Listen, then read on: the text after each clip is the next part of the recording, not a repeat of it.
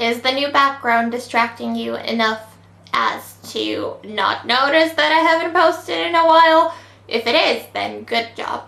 Alas, I'm here for once in front of my sister's shelves because I feel like I should eventually film something, so I have to catch a bus and my battery is dying, so we're off to a great start. Anyway, I wanted to chat to you about 3 of my top favorite books of all time that are shockingly underrated for some reason, so here we are. Coincidentally, they're all written by some of my favorite ladies of all time, so you know, I will start this off by the one that I would say is like the most popular out of all of them, but it's still like not quite getting the hype that I would like, and that is Truth Witch by Susan Dennard, or rather the whole Witchland series. There's only like 2 proper books and like a novella type thing out so far, but this is like my favorite series ongoing at the moment. I love it so much.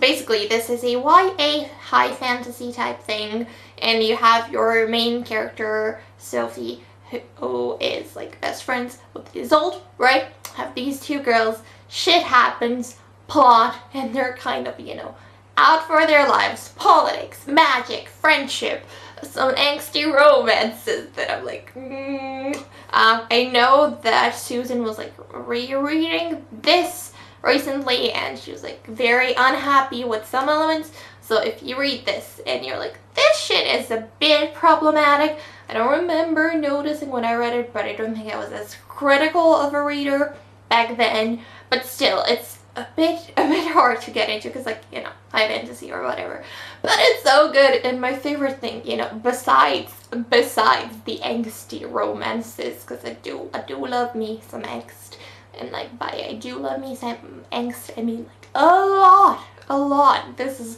fabulous, and especially the second book. The third one is like my most anticipated thing. Anyway, besides that, and the really compelling and super interesting world that Susan manages to create in this, I just love the fact that at the core of the books and the series, it's just friendship between ladies, and it's so pure, and the characters are so badass, and I love that so much. And actually the novella companion thing, it's not following these characters, and at its core it keeps this main theme of like sisterhood and friendship, and it's so pure that I cannot possibly explain my love for it properly. But here you are.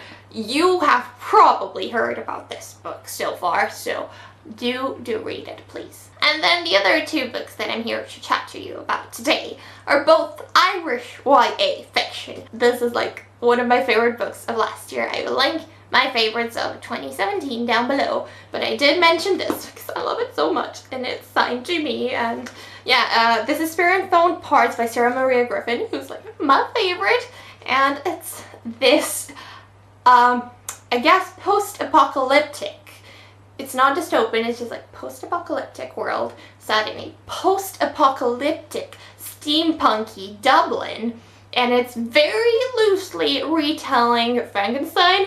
All of this, it's my favorite thing. It was out in the States for a while, so you might have heard about it from there back in the day, but again, not quite getting the hype that I think it deserves, because first of all, it's so well written. Second of all, it has one of the most compelling settings and premises that I have read about, at least in a long time, because this post-apocalyptic world, so kind of the demise was brought upon humanity by technology.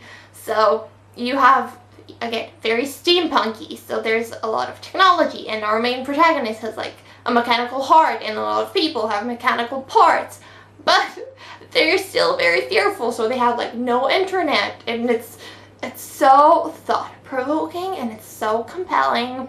And at the launch, I guess a lot of it was being like, Nell is an unlikable protagonist, but like, I love her with my whole heart and soul, and I did describe her this way a few times before, but I will do it again.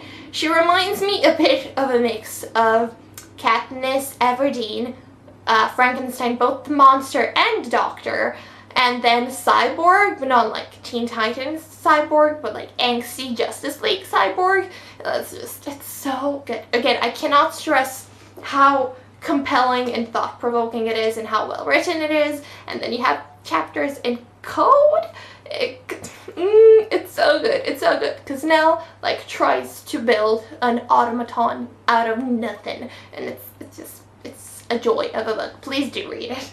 Finally, I bring you Tangleweed and Brine by Deidre Sullivan, and this is a collection of feminist short stories that are each in their own fairy tale reimaginings, but super dark and twisted, and they're split between Tangleweed and Brine. So you have Earth and Water, I want to say, and they each tell you which fairy tale they're reimagining of, and it's so interesting to compare and contrast that. And like, again, it's so well written. I have pages upon pages of notes, and I just want to pick Deidre's brain for a little because she's so smart, and there's so much to unpack. Like, I was a nerd back in school, which kind of obvious, I know, but I would like die to write like literary analysis pieces on each and every single one of these stories, just because there's so much symbolism and there's so much to unpack, and they're all so dark and twisted,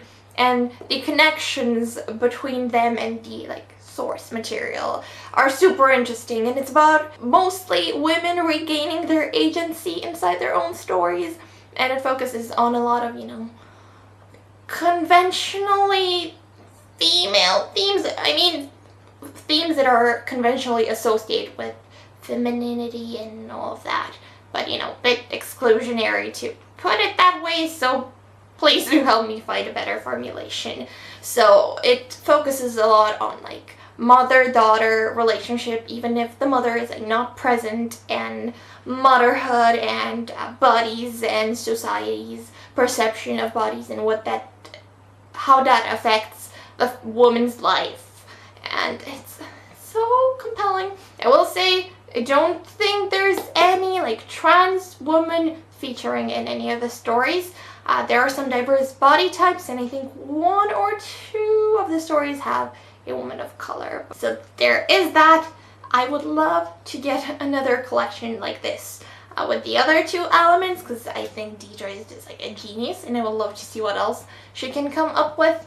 There are also some really beautiful, super haunting illustrations sprinkled throughout the book. I know it's been receiving quite a few literary awards across Ireland and stuff, but I haven't seen it getting the popularity and hype it deserves everywhere else.